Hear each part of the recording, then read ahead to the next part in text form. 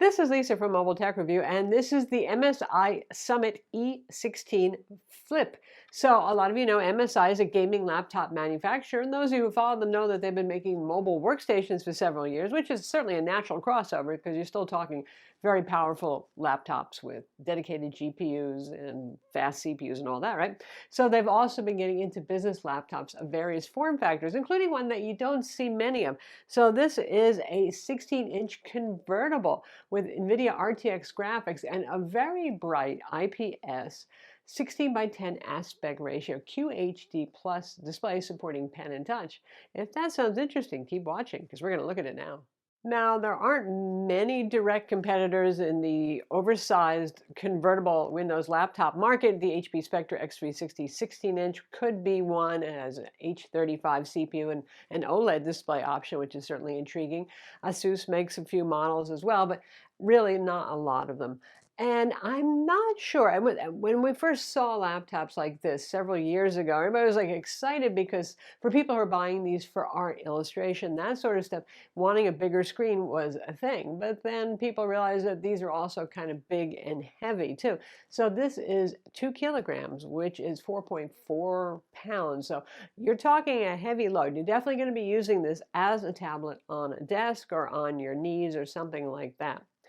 The display on this is certainly the high point, is quite bright at 446 nits, and again, 16 by 10 aspect ratio, which is very popular, and pretty wide color gamut. You've got full P3 and a full sRGB, 90% of Adobe RGB, so that's something a lot of folks want to see too.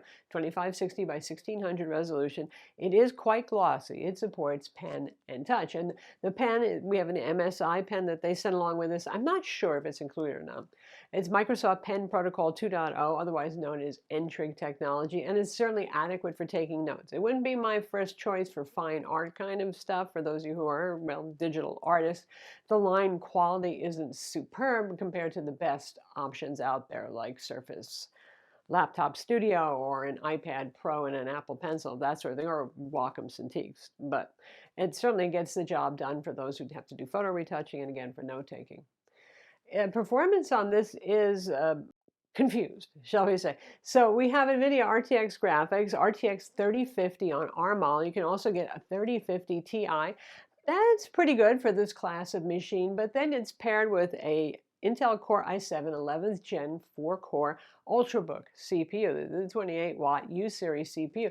So you have a not very fast CPU. I mean, it's okay. It's just not an H series like you'd see in a gaming laptop or a mobile workstation, paired with some pretty decent dedicated graphics.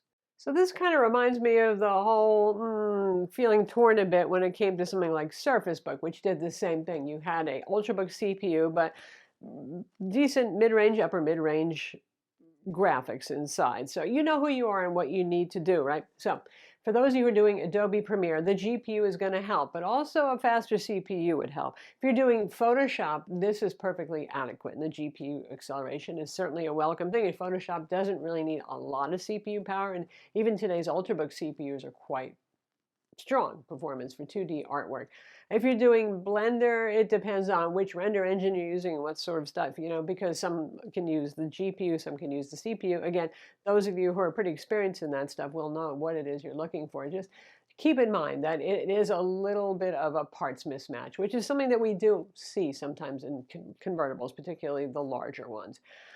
So we tested it, and the benchmarks that you'll see were on performance mode, which does boost performance. And I'll say one thing from their gaming heritage, MSI really lets it run and rip. So the CPU core temperatures will get high if you keep it in performance mode and run benchmarks or do very demanding things.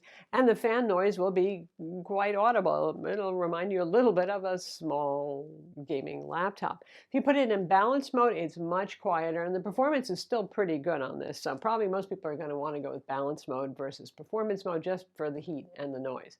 The surfaces, and this is a CNC aluminum chassis, don't get that hot to the touch, so that part's quite good. It's a big enough chassis to help with that. For Wi-Fi, we have killer Wi-Fi. It's Wi-Fi 6E with Bluetooth 5.2. That's good. We have a fingerprint scanner.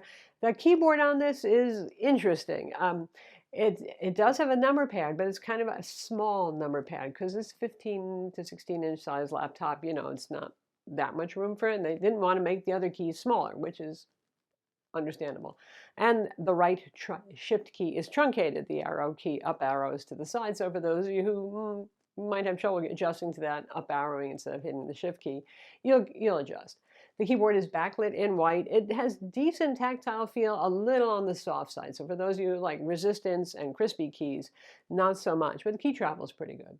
The trackpad behaves well. I find the surface a little bit slippery, so it's a little harder to control because your finger wants to slide a little bit, but the width is perfectly fine on it. The height is fairly short though, so in it, it's only roomy in one dimension. Port cylinders are pretty good and geared towards people who are in the content creation world. We have a micro SD card slot. We have two Thunderbolt 4 ports, one of which will be used for the charger. And you've got two USB-A ports, so yay, no dongle life right there. And of course a headphone jack, so that's not too bad. The charger is a 90-watt charger. It's not particularly compact, but, and we have an 82-watt-hour battery inside. So it's moderate battery capacity for a laptop this size. And given the fact that we have a very power frugal CPU on board and not too power greedy GPU, our RTX 3050, for example, is a 40-watt model, so it's not very high wattage. 3050. Battery life on this, if you're doing light tasks and you're running on the integrated graphics, which is Iris Xe, can be pretty good. You can get 6 hours out of this, even though it's driving a pretty large high-resolution display. If you are doing more challenging tasks like Blender or Adobe Premiere, or even playing a few games on this, which you could if they're not particularly CPU intensive, go more for the GPU games or for online competitive games. Those typically are less demanding. Obviously, you'll get much less than though. To get inside, you unscrew the Phillips head screws. The two in the front are shorter. Keep track of that when you put it back together. And there is one under MSI's dreaded factory seal sticker, which in the United States will not void your warranty if you open it up. Supposedly, it's just there to let you know it hasn't been tampered with. Metal cover. And the internals, two fans for CPU and GPU, pretty good heat pipes, I have to say. That's how they let this thing run to the max, right? RAM is soldered on, unfortunately, so get it with the amount of RAM you want, but pretty much on the market, the only one I'm seeing is a 32 gig option for sale, but that's pretty ample, so that's fine. Our M.2 SSD is here. It's NVMe, and it's PCIe 4, and the drive itself actually is a PCIe 4 drive, so the benchmarks are quite fast on that. That's nice. There's our killer Wi-Fi card, which actually uses Intel hardware, Wi-Fi 6E, again, good stuff. Speakers here are pretty good sized and they sound pretty decent. They're pleasant enough for watching movies. They're not bad by your average Windows laptop standards. And of course, the battery over here taking up the area under the palm rest and nice and far away from the heat sinks and such, so hopefully it won't ever start bulging from heat like some gaming laptops have been known to do in the past.